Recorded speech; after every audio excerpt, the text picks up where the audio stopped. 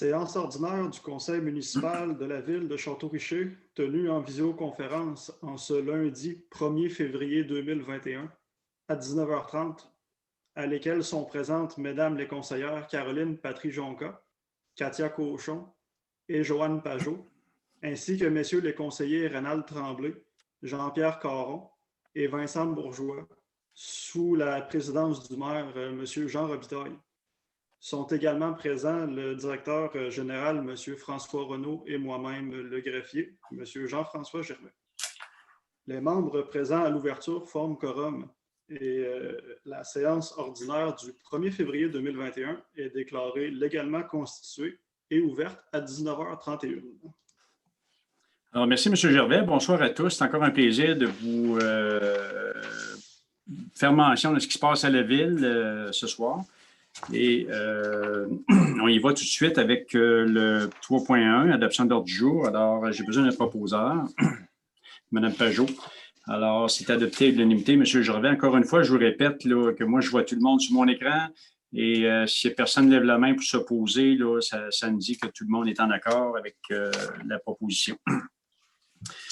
Alors, 4.1, adoption du procès-verbal de la séance ordinaire du 11 janvier 2021. Proposé par Mme Katia Cochon et c'est aussi adopté à l'unanimité. M. Gervais. Alors, 5.1, les comptes généraux au 31 janvier, pour le mois de janvier, du 1er au 31 janvier, alors au montant de 526 887 et 68, pardon. J'ai besoin d'un proposeur, c'est M.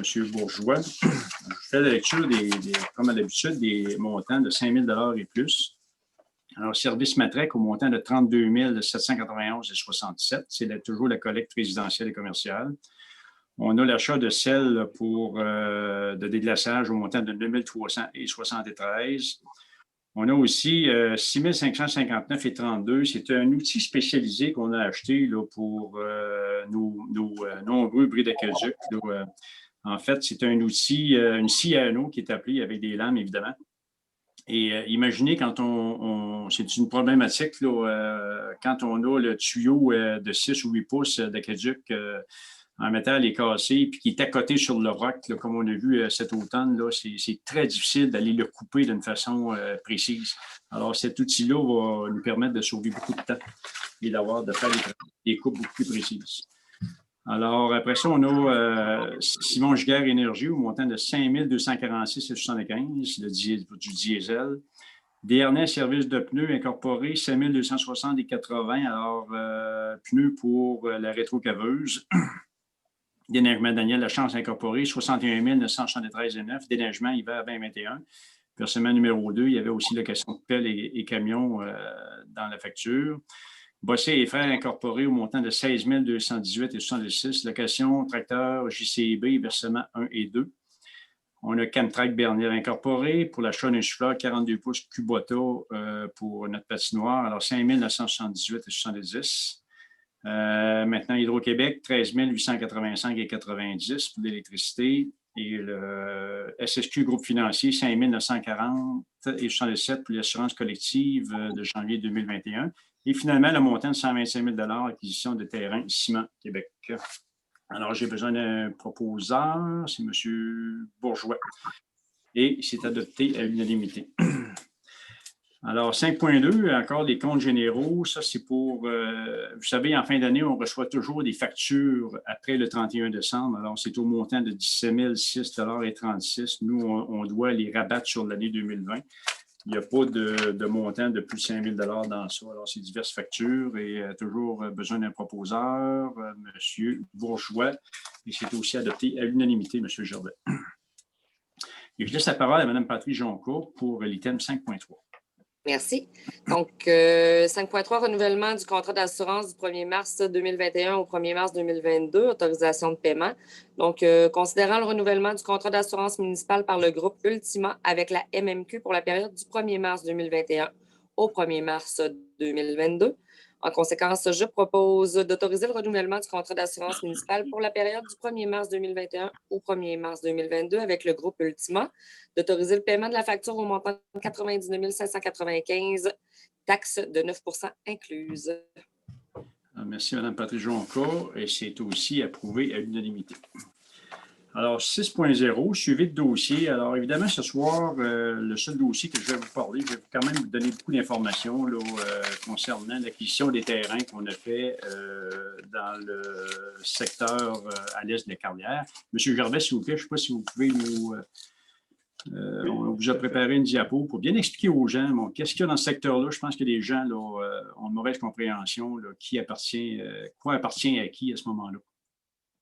Alors, dans la diapo, vous voyez, là, il y a trois couleurs importantes. Il y a le secteur brunâtre, orangé en bas à gauche, là, qui sont les terrains dont nous venons de faire l'acquisition qui appartenaient à Ciment Québec. Alors, pour la ville, ça représente une acquisition de 1 790 652 pieds carrés. Additionné à tout ce qui est en vert, qui représente aussi 1 735 509 pieds carrés. Alors, ça fait pour la ville, à cet endroit-là, une surface de 3 526 161 pieds carrés. Alors, ça, c'est vous montrer maintenant ce qui appartient à la ville. Je vais vous parler aussi de tout ce que vous voyez en bleu. Alors, en bleu, ça, c'est la rivière et sa bande riveraine. Et je vous mentionne que ça, là, bon, tout le monde l'utilise, puis c'est beau, puis c'est le fun, là, mais c'est un terrain privé. C'est une des seules rivières au Québec dont le fond de la rivière même appartient au privé. Alors, ça appartient à une famille et en théorie, ça ne devrait pas être accessible, là, tout comme les terrains de Ciment Québec avant et les terrains de la ville, parce qu'ils ne sont pas encore d'usage public. Par contre, on sait que c'est très utilisé. Maintenant, pourquoi on annonce cet achat-là présentement? Je vous ramène à notre engagement électoral de 2017, à l'automne 2017. On s'était, nous, engagés à travailler le dossier, des dossiers importants qu'on avait dit qu'on s'engageait à travailler, dont celui-là, de trouver une voie de contournement pour les camions qui sont si abondants à Château-Richer. Alors, dès nous autres, là, je vous dirais, là, bien avant l'accident, là, après notre élection, là, en quelque part au printemps, on a commencé à négocier avec Ciment Québec, là, voir leur intérêt, si eux seraient intéressés à le vendre à la ville. Alors, ça fait bientôt 3 ans là, qu'on est en négociation avec eux autres. Pourquoi maintenant on fait l'engagement, on fait l'achat de ces terrains-là? Évidemment, l'objectif premier, c'est la voie de contournement, on ne s'en cache pas. Là, on veut sécuriser notre ville et la seule façon qu'on a de le faire, c'est par cette voie-là. On a donné en 2018, là, au début de l'année, janvier ou février, là, un mandat à la firme Stantec là, pour analyser tout le secteur et toute la ville de Château-Richer là, pour savoir quel serait le meilleur parcours possible pour sortir les canaux de la ville. Et c'est après toutes les considérations et aussi les exigences du ministère. Je peux vous en donner 2 que le ministère avait, là, parce qu'on les a contactés aussi. C'était qu'on ne peut pas ajouter de lumière sur le boulevard Sainte-Anne. Alors, il faut travailler avec ce qui est existant. Puis eux autres voulaient l'un des critères, c'est qu'on ait la distance la plus courte possible entre le boulevard Sainte-Anne et les carrières. Alors, ça nous limitait aussi. Alors, c'est la seule proposition. Et je n'ai pas été surpris quand je l'ai vu parce que beaucoup de citoyens m'en avaient parlé, là, que ça avait même déjà été parlé, ça. Alors, maintenant, pourquoi il y a d'autres intérêts aussi que la Ville a dans ce secteur-là, parce que nous, on a des besoins. On a des besoins importants, entre autres. On a un très beau secteur qui a été développé, là, qui s'appelle Arc-sur-Saint-Laurent.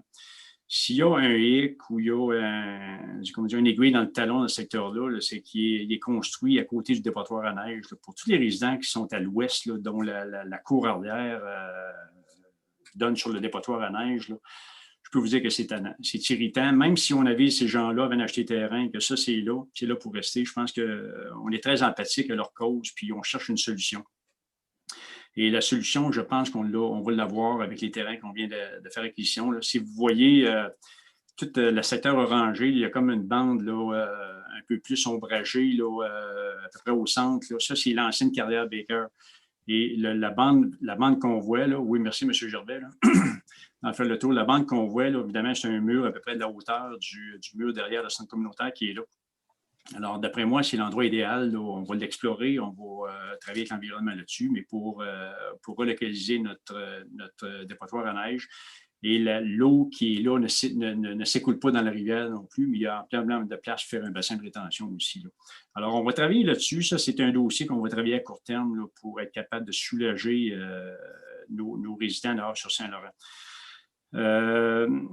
Autre chose aussi, évidemment, on a, nous, un écocentre à Château-Richer depuis une dizaine d'années, ou environ, là, ou tout près d'une dizaine d'années, où la ville loue un terrain pour opérer son écocentre. Puis c'est 5 à 6 000 par année là, de mémoire. Je n'ai pas le coût précis, mais sur une dizaine d'années, on a déjà 50-60 000 de dépensés en location de terrain.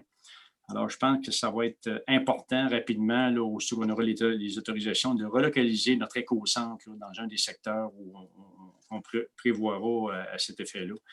Puis un autre besoin, peut-être pour demain matin, mais il faut penser à relocaliser notre garage municipal. Il y a plusieurs raisons à ça. C'est qu'il est rendu inadéquat en termes de grosseur.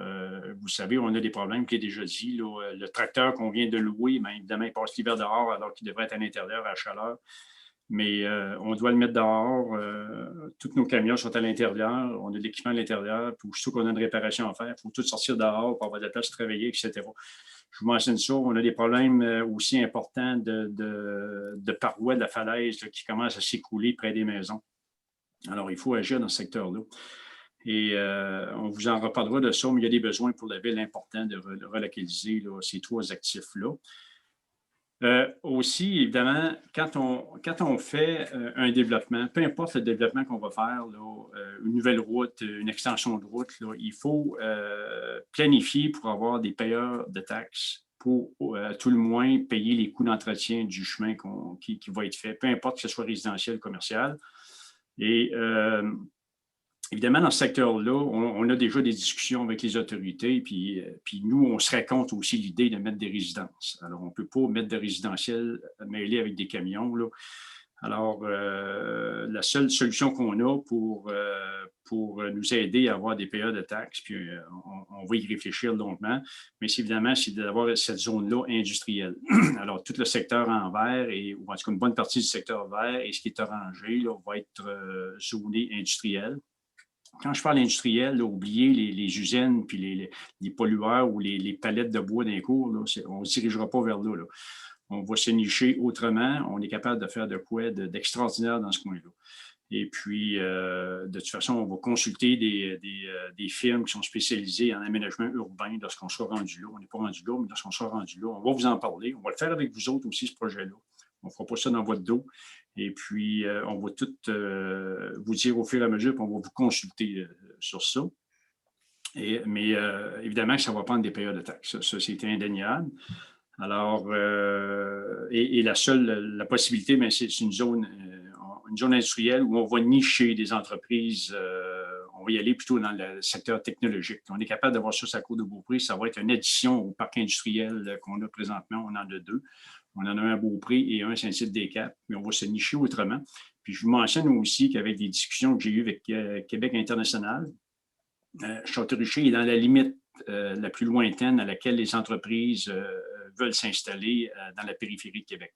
Alors, c'est un plus pour nous autres pour attirer des entreprises différentes de ce qu'on a sur la Côte de Beaupré. Alors, c'est vers où on s'en va avec ça. Maintenant, tout ce que vous voyez en bleu, là, ça, c'est important, je vous le mentionne, parce que ça, c'est la rivière Sautapus et de chaque côté, là, alors la zone riveraine de chaque côté, boisée. Ça, là, on va mettre beaucoup d'emphase pour protéger ça. On veut, comme je vous disais, il y a beaucoup de choses à faire parce que ça, c'est un secteur privé. En réalité, il n'y a pas personne qui a le droit d'aller là présentement parce que c'est des propriétés privées. On va, nous, tranquillement, là, entrer en communication avec les propriétaires pour voir s'il n'y a pas un intérêt d'en discuter avec la ville. Mais soyez assurés que ça va être un parc, ce secteur-là, et soyez assurés qu'il va y avoir de l'accès, même dans la planification de nos changements d'urbanisme qu'on va faire. Et toute cette zone-là va être aménagée en parc. Alors, il faut créer du stationnement aussi parce que les plus grandes plaintes que j'ai eues l'été passé, là, c'est les citoyens de Château-Richer qui appelaient la Sûreté ou qui appelaient la Ville pour se plaindre de l'abondance de personnes qui vont là. de gens qui jettent des cochonneries sur le terrain. La ville est allée ramasser des matelas, toutes sortes d'affaires sur des terrains qui ne nous appartiennent pas. Il y a eu beaucoup de feux aussi là, dans l'interdiction. Il y a eu des gens qui sont allés camper là. Alors, on a réussi à sécuriser un petit peu l'endroit. Mais vous savez, quand on n'occupe pas certains terrains, il y en a d'autres qui l'occupent. Et ce n'est pas toujours de façon honorable. Alors, je pense que le fait de faire l'acquisition de ces terrains-là, bien, on va les aménager en conséquence de nos besoins. Et je vous le dis, il y aura dans la planification une très belle section de parc pour les besoins de la ville. Ça pourrait être quelque chose de ce qu'il y aurait de plus beau sur la côte de Beaupré. Alors, on va travailler avec vous dans ce dossier-là. Maintenant, au niveau des prochaines étapes, évidemment, c'est beaucoup de barrières là, réglementaires qu'on devra franchir. Tranquillement, on va y arriver. Et la prochaine, ces terrains-là sont zonés agricoles. Alors, on devra aller en demande d'exclusion de la zone agricole. On va faire ça encore là d'une façon, moi, aussitôt que le présentiel sera permis, là, il y aurait des annonces dans ce sens-là, je vais convoquer nos agriculteurs avec lesquels je vais travailler dans le dossier, les représentants de l'IPA de la Côte de Beaupré, pour qu'ils nous aident pour avoir leur opinion. On sait que la terre arable de ces terrains-là, pratiquement tout a été enlevé. Il y a une section aussi qui est l'ancien dépotoir de la ville, on a l'ancienne carrière, alors ça ne s'applique pas trop à l'agriculture. Mais on va travailler avec eux. Moi, je ne voudrais pas que ces gens-là apprennent qu'on fait une demande d'exclusion lorsqu'ils la verront sur le site de CPTEQ. Alors, c'est très important. On va toujours travailler avec nos agriculteurs et on va le faire correctement avec eux. Ça va demander aussi beaucoup de modifications en parallèle. Évidemment, on va aller, nous, en modification là, avec la MRC, la CMQ. On a déjà des résolutions d'appui de la MRC dans ce dossier-là. J'ai aussi une résolution d'appui de la commission scolaire qui est maintenant le centre de services. Puis on a une résolution d'appui aussi de la communauté métropolitaine de Québec dans nos dossiers pour appuyer le projet. Ça, c'est déjà des étapes importantes qu'on va joindre à notre demande d'autorisation. Évidemment, c'est le ministère des Affaires municipales qui va chapeauter le tout là, en termes d'autorisation. Il y aura aussi beaucoup de travail avec l'environnement, juste pour relocaliser le dépotoir à neige. On va le faire avec eux. On va évidemment travailler avec un consultant, puis on ira chercher le certificat d'autorisation dans ce sens-là. Alors, voilà, c'est à peu près l'information que je voulais vous donner. Je pense que c'est assez complet pour ce que nous, on a aujourd'hui. On le fait en toute transparence avec vous autres. Je vous dis, je suis très content. C'est une très bonne nouvelle qu'on a à Château-Richer. Et puis, le prix payé, 125 000 là, quand on pense que c'est à peu près l'équivalent d'un terrain moyen dehors sur Saint-Laurent, qui a peut-être 5-6 000 pieds carrés. Là, on fait l'acquisition d'1 700 000 pieds carrés là, pour 125 000 là. Je pense qu'on devrait tous être fiers de ça. On devrait tous travailler ensemble pour réaménager ce secteur-là. On a besoin d'une union de tout le monde. On a besoin du support de tout le monde. Je vous rappelle que ce qui est important là-dedans, c'est la sécurité des gens à Château-Richer. Ça, c'est la donnée la plus importante. On a failli avoir des morts à une seconde près. On aurait eu 3 personnes qui seraient embarquées en avant du camion. Il faut penser à ces gens-là. Il faut penser à tous les gens qui passent là tous les jours. Moi, je vous le dis, il faut travailler ensemble. Il faut arrêter de s'opposer, juste pour s'opposer. On demande l'appui de tout le monde dans le dossier.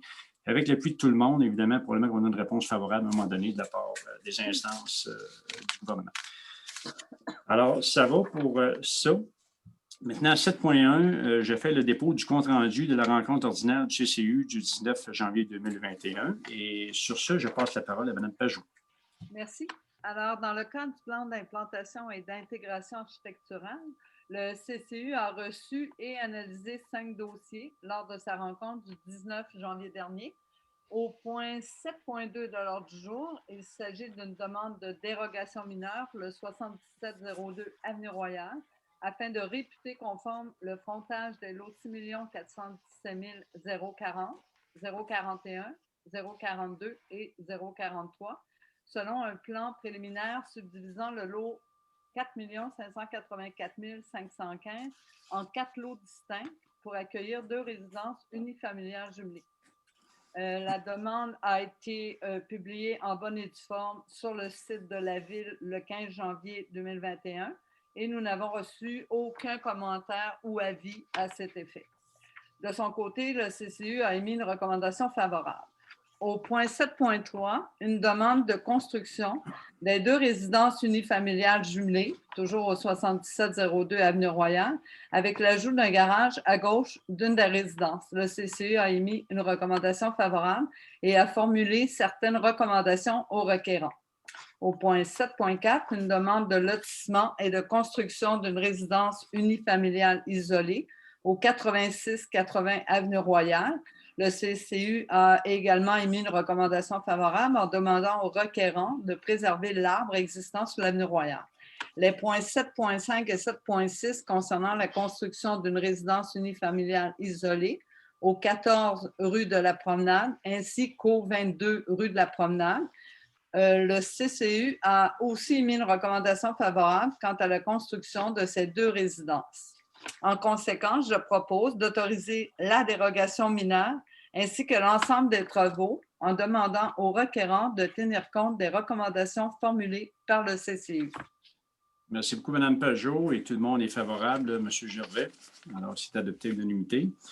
M. Tremblay, je vous laisse la parole pour 8.1, s'il vous plaît. Alors, 8.1, autorisation d'affichage de poste pour un stagiaire en urbanisme. Considérant qu'une restructuration du département de l'urbanisme a eu lieu suite aux résolutions 2020-0211-266 et la résolution -267, nominant respectivement M. Jean-François Gervais à titre de greffier et responsable du service de l'urbanisme et Mme Camille Girard-Dionne à titre d'adjointe au responsable de l'urbanisme et inspectrice municipale. Considérant l'importance de l'augmentation du volume des dossiers en saison estivale, considérant l'absence motivée de M. Jean-François Gervais lors de la période estivale pour des motifs de paternité, considérant que Mme Camille Girard-Dionne aura, durant cette période, plus de responsabilités reliées au département de l'urbanisme, considérant que le conseil municipal juge opportun de procéder à l'embauche d'une ressource supplémentaire afin d'épauler Mme Girard-Dionne au courant de cette période. En conséquence, je propose d'autoriser l'affichage d'un poste temporaire de stagiaire en urbanisme à raison de 14 heures par semaine pour la période scolaire et de 37,5 heures par semaine pour la période entre le mois de mai et août à un horaire de 18 $ de l'heure. Merci, M. Tremblay. C'est aussi adopté à l'unanimité. Alors, M. Caron, je laisse la parole pour le point 9.1. Merci. 9.1, précision à la résolution 2020-3011-278. Considérant la résolution 2020-3011-278 octroyant un contrat à la compagnie MK2 Incorporée pour la réalisation des travaux des rues Pichette du Coteau et Coin-Joli.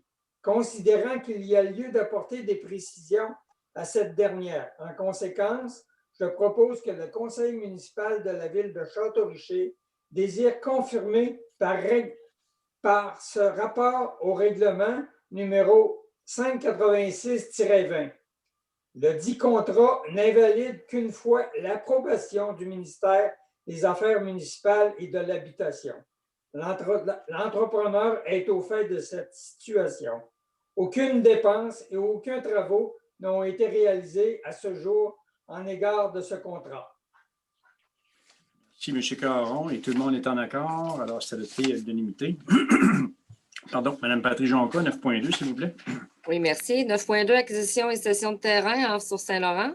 Considérant les besoins de la ville de Château-Richer pour créer un accès automobile supplémentaire au site des loisirs municipales, considérant qu'habitation DEP, propriétaire du terrain visé pour l'accès au site des loisirs municipales, le lot 6 411 048, consente à la cession pour la somme d'$1 d'un terrain d'une largeur de 10,56 mètres et d'une longueur allant de la montée du parc jusqu'à la limite est du terrain du site des loisirs, considérant que la ville de Château-Richer est déjà propriétaire d'un terrain ayant une largeur de 6,02 mètres entre la montée du parc et la limite est du terrain du site des loisirs, considérant que pour réaliser le projet, la ville consent à la cession pour la somme d'$1 d'une partie de son terrain, lot 6 253 446, d'une largeur de 1,61 mètres d'une longueur allant de la montée du parc jusqu'à la limite est du terrain du site des loisirs, considérant que le terrain de la ville aura une largeur d'environ 14,96 mètres, d'une longueur allant de la montée du parc jusqu'à la limite est du terrain du site des loisirs. En conséquence, je propose d'autoriser le maire, M. Jean Robitaille, et le greffier, M. Jean-François Gervais, à signer pour et au nom de la ville de Château-Richer l'acte notarié à intervenir entre les parties et tous les documents relatifs à cette transaction. Merci, Mme Patrice Jonca. Alors, c'est adopté l'unanimité, M. Gervais. Et je me retourne vers vous, Mme Pajot, pour 9.3. Alors, 9.3, démission de M. Michel Barry à titre de membre du comité consultatif d'urbanisme. Considérant la lettre du 11 janvier dernier annonçant la démission de M. Michel Barry, qui était membre du comité consultatif d'urbanisme depuis le 4 novembre 2015, en conséquence, je propose de prendre acte de la démission de M. Michel Barry à titre de membre du comité consultatif d'urbanisme et de le remercier très sincèrement pour son engagement des dernières années au sein du comité consultatif d'urbanisme. C'est Mme Pajot et c'est adopté à l'unanimité. Alors, 9.4, M. Caron. Merci. 9.4, surveillance de chantier. Considérant que le projet de réfection des rues Pichette, du Coteau et Coin-Joli, considérant qu'il y a lieu de prévoir une surveillance de chantier à plein temps et une supervision d'un ingénieur durant les travaux, considérant l'offre de services professionnels en génie civil de la firme d'ingénieurs 6 mois plus. En conséquence, je propose que le conseil municipal de la ville de Château-Richer retienne les services de la firme d'ingénieurs 6 mois plus pour la surveillance et la supervision des travaux des rues Pichette, du Coteau et Coin-Joli au montant de 82 500 $, taxes en plus, et ce, conformément à l'offre de service datée du 15 janvier 2021. Que le conseil municipal de la ville de Château-Richer autorise le directeur général à signer l'entente avec cette firme d'ingénieurs. Que le présent contrat soit valide qu'une fois le règlement 586-20 approuvé par le ministère des Affaires municipales et de l'Habitation. Merci, M. Caron, et c'est approuvé à l'unanimité. Merci.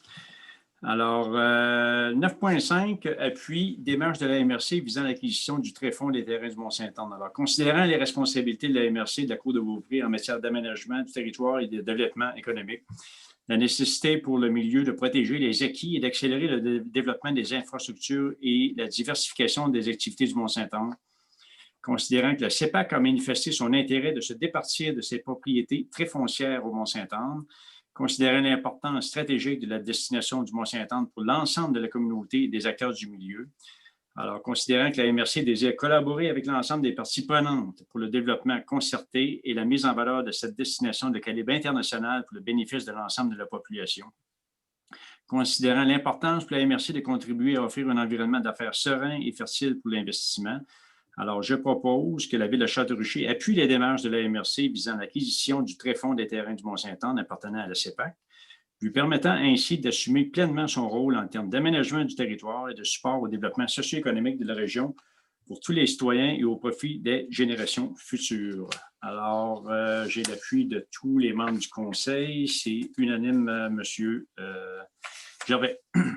Alors, je retourne à M. Caron pour l'item 9.6. Merci. 9.6, autorisation de lancer un appel d'offres public pour l'achat d'une excavatrice sur roue. Considérant les besoins du département de la voirie pour l'exécution des travaux d'excavation et de creusage des fossés, considérant qu'annuellement, la ville de Château-Richer engage un sous-traitant afin de réaliser ce type de travaux, considérant que le conseil municipal est d'avis qu'il serait avantageux pour la ville d'acquérir une excavatrice sur roue afin que le département de la voirie réalise ces 10 travaux. En conséquence, je propose que la ville de Château-Richer autorise le greffier, M. Jean-François Gervais, à procéder au lancement d'un appel d'offres public pour l'acquisition d'une excavatrice sur roue. Que le conseil municipal mandate le directeur des travaux publics, M. Roch-Cloutier, et le greffier M. Jean-François Gervais ait préparé les devis en fonction des besoins de la Ville. Alors, merci, M. Caron, et c'est adopté à l'unanimité. Alors, on n'a pas eu de correspondance. Maintenant, on a quelques questions. Il y a 4 personnes qui ont posé des questions. Alors, M. Gervais, je ne sais pas si vous pouvez faire la lecture des questions et je vais amener les réponses. En tout cas, tout le monde, je vais tenter d'amener les réponses. Tout à fait. Merci, M. Robitaille. Donc, ce soir, on a une liste de quelques questions. Je vais y aller en vous nommant le citoyen qui a formulé la question. Donc, les premières questions nous proviennent de M. Jérôme Véraud, donc, qui a 2 questions. Sa première question est la suivante. Est-ce que le chemin Dion est un chemin municipalisé et si oui, est-ce qu'il l'est sur la totalité de sa longueur? Je ne sais pas si vous avez la diapositive qu'on pourrait montrer aux citoyens, M. Véraud. Alors, en premier, M. Véraud, je vous mentionne là, que la Ville est propriétaire du terrain. Alors, tout ce que vous voyez en jaune, c'est la portion qui appartient à la municipalité. Et ceci nous a été gracieusement donné lors de la réforme cadastrale. Je crois que c'était en 2013 de mémoire, peut-être 2012, mais je pense que c'est 2013. Alors, depuis ce temps-là, le chemin Dion là, appartient à la municipalité de Château-Richer et on en fait l'entretien. Et vous voyez, là, vous aurez le loisir de consulter ça plus tard, mais vous voyez, là, tout ce qui est en jaune, c'est la section qui est municipalisée. Alors, la suivante, M. Gervais. Oui. Donc, elle se formule comme suit. Est-ce que le chemin de la traverse est un chemin municipalisé? Et si oui, est-ce qu'il l'est sur la totalité de sa longueur? Alors, encore une fois, je pense qu'on a une diapo là, pour vous montrer. Alors, voici le chemin de la traverse. Le chemin de la traverse, pour les gens qui ne savent pas, c'est un chemin qui existe entre le rang Saint-Échidé qui passe la rivière et qui nous amène jusqu'au rang Saint-Ignace, dont on voit la portion. Est-ce que vous voyez la route à gauche, c'est le rang Saint-Ignace? Et tout ce qui est en bleu fait partie intégrale du territoire de la municipalité. Alors, il y a une petite section là, qui est municipalisée. Alors, j'espère que ça répond à votre question, M. Véraud. Alors, la suivante. Oui. Maintenant, nous avons 3 questions de M. Frédéric Chouinard. La première est la suivante.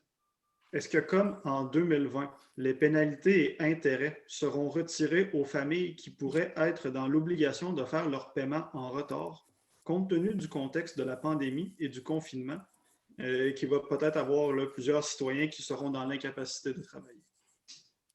Alors, merci. Je vous dirais, monsieur Chouinard, bon, pour répondre à votre question, premièrement, ce qu'on a mis de l'avant en 2020 a été utilisé, mais par peu de citoyens. Ce qu'on a aussi, c'est remarqué, là, c'est ce qu'il faut, l'état de la pandémie aujourd'hui, on n'est plus dans l'inconnu comme on l'était, je vous dirais, en début de l'année passée. L'année passée, on était vraiment dans l'inconnu, autant au niveau municipal qu'au niveau provincial, qu'au niveau national et même mondial. On était dans l'inconnu au niveau de la pandémie. Aujourd'hui, le virus, on le connaît mieux. On s'en va plutôt vers une réouverture partielle après une deuxième vague qui nous a frappé quand même assez durement, mais mieux contrôlée que la première. Et il y a moins d'arrêts de travail aussi qu'on a eu le printemps dernier où tout était fermé absolument là, pendant une longue période. Alors, non, ce n'est pas notre intention d'aller dans ce sens-là cette année. On a aussi l'année passée, on avait une augmentation de taxes qui était importante, qui pouvait juste à elle-même débalancer le budget des citoyens. Vous vous rappelez, là, avec tous les travaux qui avaient été annoncés, là, et puis qu'on a poursuivi, on a eu une augmentation de taxes, je pense, de mémoire, 10,25 %. Alors, quand on a pris la décision, on a tenu compte de ce facteur-là aussi. Et évidemment, c'est important. Cette année, bien, on a annoncé un gel de taxes. Alors, c'est prévisible pour les gens, même en début d'année, là, de plus facilement pour les citoyens. L'année passée, on savait aussi qu'il y avait une potentielle aide gouvernementale là, qui nous avait été annoncée à nous, les maires. Il n'y avait rien de confirmé, mais aide gouvernementale, on était pas mal, en tout cas, possible de l'obtenir. Et on l'a obtenu, puis on l'a appliqué là, sur notre budget pour les manques à gagner de 2020. Alors, il n'y a pas à ce moment-ci d'annonce pour ça. Je ne pense pas qu'on s'en aille vers là cette année-là. Et puis, comme je vous rappelle, là, on n'est plus dans le début, on est moins dans l'inconnu, on sait ce qu'on s'en va, on contrôle mieux les effets de la pandémie. Bon, les écoles restent ouvertes, ça se passe assez bien. Région de Québec, je regardais les chiffres encore aujourd'hui, je pense qu'on avait 45 infections dans la région de Québec. Alors, tout va bien, mais tout n'est pas terminé. Puis, on a aussi la vaccination qui est commencée, là, qui a pris un petit peu de retard pour accélérer par la suite, là. Mais non, à ce moment-ci, on n'ira pas dans cette chose-là qu'on a fait l'année passée, là, soit d'éliminer les pénalités et les intérêts. Alors, la prochaine question, M. Jardin. Oui, je vais continuer avec la prochaine question, qui est la suivante. Toujours de M. Chouinard, est-il possible d'envisager une extension du nombre de paiements pour les taxes municipales? M. Chouinard cite comme exemple la ville de Lévis qui, eux, ont 12 paiements ou au moins 6 possibilités de paiement. Quels seraient les coûts ou inconvénients si cela n'est pas possible? Alors, je ne pense pas qu'on va envisager ça, M. Chouinard. On est allé vérifier ce que Lévis font, évidemment. Oui, il y a 12 paiements. Le paiement commence je pense, en mars. Il se termine pour l'année 2020 en février 2021. Alors, c'est une complexité assez importante là, au niveau de la comptabilité. On n'a pas les moyens de la ville de Lévis non plus pour rentrer dans des systèmes complexes comme ça. Pour ça, ça prend un service de perception là, qui est dédié uniquement à ça. Puis on n'est vraiment pas là. On ne peut pas se comparer à Lévis. Je pense que le système fonctionne bien. Le système de 4 paiements là, par année va bien. Puis je ne vois pas non plus là, l'avantage pour une personne qui sait qu'il devra payer 300$ au mois de mars, de le payer 100$ en janvier, 100$ en février, puis 100$ en mars. Là. Alors, si moi, je sais que je devrais faire un paiement de 300$ au mois de mars, bien évidemment, là, en janvier, je vais mettre 100$ de côté. La même chose en février, puis en mars, je serai capable de payer mon 300$. Alors, ça n'a pas beaucoup d'impact pour les citoyens qui planifient leurs choses. Ensuite de ça, au niveau de l'administratif, c'est lourd, là, 12 paiements par année. Là. Je peux vous dire, là, en période de paiement, là, quand on arrive au premier paiement ou aux 4 paiements, là, on a pour 4-5 jours, là, ça nous prend 2 personnes à la réception. Là. Alors, il y a beaucoup de questions, il y a beaucoup de gens qui viennent payer encore sur place. Là, ils ne peuvent plus le faire, donc ils ont trouvé d'autres moyens, puis on espère que ça va continuer, mais on ne voudrait pas que ces 5 jours intenses-là là, se répètent à tous les mois. Alors, on va continuer dans le sens où on est. Puis évidemment que ça amènerait là, une comptabilité là, différente, puis une administration là, plus dispendieuse pour la ville. Alors, on va continuer comme on fait. Maintenant, la dernière question de M. Chouinard, elle va comme suit. Présentement, il est encore impossible de pouvoir assister aux séances du Conseil. Lorsque ce sera possible, est-ce que vous tiendrez une réunion d'information concernant la voie de contournement? Car malheureusement, la plupart d'entre nous l'avons appris par votre entrevue à la télé d'ici ou par un post Facebook sur le sujet. Et que nous soyons d'accord ou non avec ce projet, plusieurs citoyens ont émis des commentaires négatifs sur le sujet sans en avoir plus ample information. Alors, je pense qu'il serait bien de pouvoir tous exprimer nos craintes et interrogations là-dessus. Merci pour la question. Écoutez, je pense que je vous ai donné les principales informations d'entrée de jeu là, à l'item 6 en suivi de dossier. Mais je suis d'accord avec vous, là, c'est des dossiers que ça va être le fun qu'on discute ensemble. Puis encore là, je vous répète que c'est un dossier qu'on va travailler ensemble. Ce n'est pas un dossier là, qu'on va vous imposer puis qu'on va. Moi, s'il y a des gens qui ont des bonnes idées, là, ben, regarde, je vais les prendre, les bonnes idées, on va les incorporer si c'est possible de le faire à notre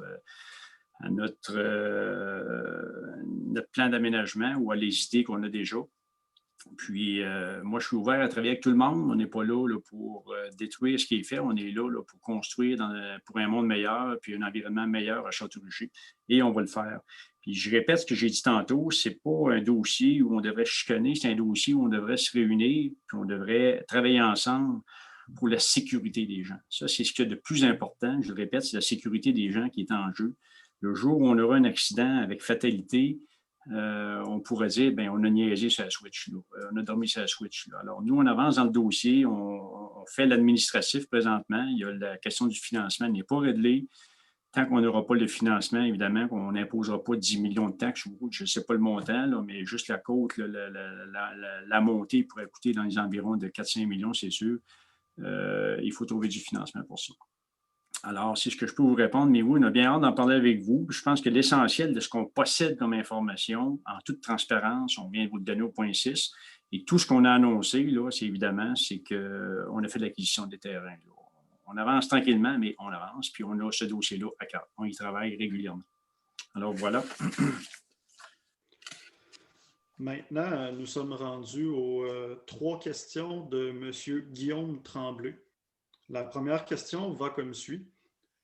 Avec le grand nombre de personnes, de familles, de jeunes qui vont marcher dans les sentiers propriétés de la ville près de la rivière Saut-à-la-Puce, secteur du karting, que va faire le conseil municipal concernant la problématique des nudistes?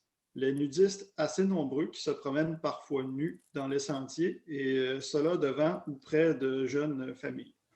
Est-ce que vous allez tolérer cette situation pour l'été à venir et quelles seront vos interventions? Étant nouveau résident et ayant le bonheur de profiter de ce secteur avec ma jeune famille, je crois que cette situation, en tout respect, est totalement inappropriée. Alors, merci, M. Tremblay, pour votre question. Votre question, elle est importante, puis on va agir dans ce dossier-là. Écoutez, si je recule, vous êtes nouveau à Château-Richer, là, si je vous fais un peu d'historique de ça, là, quoique je n'ai jamais participé à y aller, là, mais je peux vous dire que quand j'étais jeune, moi, je suis arrivé ici en 1965, puis j'ai 65 ans, donc ça fait 55 ans que je demeure à Château-Richer. J'avais 10 ans quand je suis arrivé. Et on entendait à ce moment-là, quand on était jeune, là, parler qu'il y avait un camp de nudistes à Château-Richer. Alors, il est là depuis très longtemps dans ce secteur-là de la rivière Saut-à-la-Puce. C'est pas nouveau.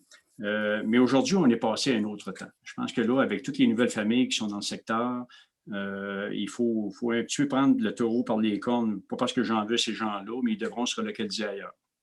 On a eu la visite de notre représentant de la Sûreté du Québec ce matin là, à l'Hôtel de Ville où on en a discuté avec lui.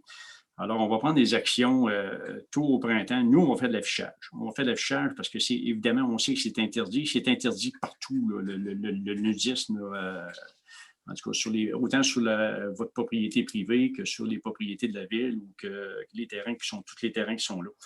Alors, on va mettre de l'affichage. On va aussi demander aux gens, si vous envoyez évidemment, de nous le communiquer. On va aviser la Sûreté du Québec. Ils iront faire leur devoir.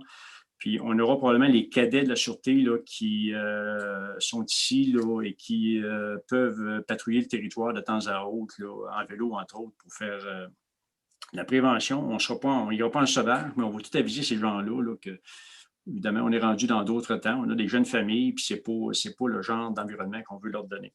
Alors, soyez assurés, M. Tremblay, qu'on le prend, on le note, on est au courant de la situation, puis qu'on va agir en conséquence. On va agir en gens responsables. Alors, l'autre question, M. Gervais. Oui, la deuxième question de M. Tremblay va comme suit. Avec le projet de parc industriel et de voies de contournement, quelle superficie de forêt au total serait bûchée? Écoutez, M. Tremblay, c'est hâtif, là, votre question. On n'est pas là du tout. On n'est pas, on n'est vraiment pas dans ces eaux-là présentement. Là. Comme j'ai dit, on va commencer par faire dézoner les terrains avant même de penser de faire des plans. On ne paiera pas pour des plans si ce n'est pas possible de dézoner. On va y aller par étapes. Mais évidemment, il y a déjà la route qui est là. Ça, c'est le fond de terrain de la ville où passe l'aqueduc municipal. Alors ça, évidemment, ce sera la grande partie du chemin qui descend déjà d'ailleurs jusqu'à la rue Royale en partie dans ce secteur-là. Alors, on peut penser qu'il y aura une route là. Il y aura aussi une descente en S dans le bas. Comment ça va amener d'arbres, comment ça va amener, là, je ne peux pas vous le dire, mais on n'ira pas le long de la rivière. Je vous ai montré tout à l'heure, tout ce qui est en bleu, ça va être un secteur à protéger, un secteur que nous, on va désigner comme parc, avec ses bandes riveraines, son pourtour, et il n'y aura pas d'arbres qui vont être coupés là, sauf peut-être pour aménagement, pour donner... pour rendre s'il y a des arbres dangereux, on les enlèvera, mais on va protéger tout ce qui est possible de protéger. Puis on va aménager, on va faire tout ça de façon très responsable et dans le grand respect de l'environnement. Alors, on vous avisera là, quand on se sera rendu le temps de voir qu'est-ce qui sera enlevé, là, mais c'est surtout du côté où il y a de la friche là, qu'on va s'installer. Voilà. La troisième question maintenant de M. Tremblay. M. Tremblay veut savoir quel et combien d'industries le conseil municipal souhaite implanter dans son futur parc industriel. Alors, merci pour votre question encore, M. Tremblay. Bon, évidemment, combien on le pose, ça va prendre un plan d'aménagement pour voir quels seront les espaces disponibles, mais dans lequel on va se nicher dans d'autres secteurs qui ne sont pas sur la côte de Beaupré présentement. Là, on va regarder beaucoup pour la technologie. Alors, de l'industrie propre au sens visuel, si je peux m'exprimer ainsi, là, puis tout ce qui sera fait dans ces entreprises-là le sera à l'intérieur des bâtisses et non pas à l'extérieur. Alors, on va travailler ça avec la communauté, on va travailler ça avec la MRC aussi, évidemment, développement de Côte de Beaupré qui est très intéressé par ce parc industriel-là. On a déjà des discussions avec eux qui, eux, sont en relation avec beaucoup d'entreprises en dehors de la Côte de Beaupré. Et on va travailler aussi avec Québec International là, pour développer notre niche. Alors, voilà. Maintenant, on avait une dernière citoyenne, Mme Josée Hébert, qui avait 2 questions pour vous. Oui. La première, avec le point à l'ordre du jour concernant l'acquisition des terrains au Mont-Sainte-Anne par la MRC, quel sera l'impact sur la quote-part de la ville? Alors, bien, merci, Mme Hébert, pour vos questions. Alors, pour ce qui est de la première, il n'y aura pas d'impact sur la quote-part. On ne vise pas, là, nous, d'investir, évidemment, d'argent là-dedans, puisqu'on le fait présentement. On le fait présentement là, en utilisant le fonds des régions de la capitale nationale pour mousser certains événements qu'on a au Mont-Sainte-Anne. Mais nous, on ne veut pas investir là, dans l'immobilier et ces choses-là. Alors, ce qu'on veut, c'est s'assurer que le développement soit fait de façon responsable et répondre aux besoins de la Côte de Beaupré. Alors, dans le grand respect de l'environnement. Alors, ne vous inquiétez pas à ce moment-ci. On a eu des discussions à la table des maires, puis il n'y a pas personne qui veut avoir une augmentation de la quote-part dans les discussions qu'on mène avec la CEPAC à ce moment-ci. Maintenant, la deuxième question de Mme Hébert, qui est aussi la dernière question pour aujourd'hui. Quel est le montant total investi jusqu'à présent pour le projet de voie de contournement, études, achats, etc. Et ce montant a été financé comment? Alors, on a 2 dépenses jusqu'à ce qu'ici, madame. Et puis, la première, évidemment, on l'a fait en 2018 au montant de 13 950 avant taxes. Vous pouvez ajouter 5 parce que nous, on récupère 10 des taxes. Là. Et ça a été payé par le Fonds de fonctionnement général. Alors, c'est payé. C'était avec la compagnie Stentex Expert Conseil pour nous définir le meilleur endroit pour une voie de contournement. Et la deuxième, on vient de la faire. C'est au montant de 125 000 là, payé sur le fonds de roulement. Et comme si on remet les choses en perspective, si ça vous inquiète, là, je peux vous dire que c'est à peu près le prix moyen d'un terrain de 4, 5 ou 6 000 pieds carrés sur Saint-Laurent. Alors, on vient faire l'acquisition pour la ville, puis les besoins de la ville, entre autres, de 1 700 quelques mille pieds carrés pour 125 000 $. Je pense qu'on a beaucoup en bas de l'évaluation qu'on avait. Je pense qu'on a bien négocié puis avec Ciment Québec. Puis je les remercie, ces gens-là. J'ai l'impression, dans les négociations, ils veulent nous aider plutôt que profiter monétairement de la situation. Alors, je remercie M. Papillon, M. Fortin, là, qui ont, je pense, qui ont été bien fins avec nous autres. Alors, voilà. Merci. Ça complète la question. Merci, M. Gervais. Alors, évidemment, 12.1, levée de la séance, j'ai besoin d'un proposeur. M. Gervais. Et tout le monde est en accord. Alors, merci à tous. Bonne soirée. J'espère que vous vous porterez bien. Faites attention. La pandémie, ce n'est pas terminé et on se reparle bientôt.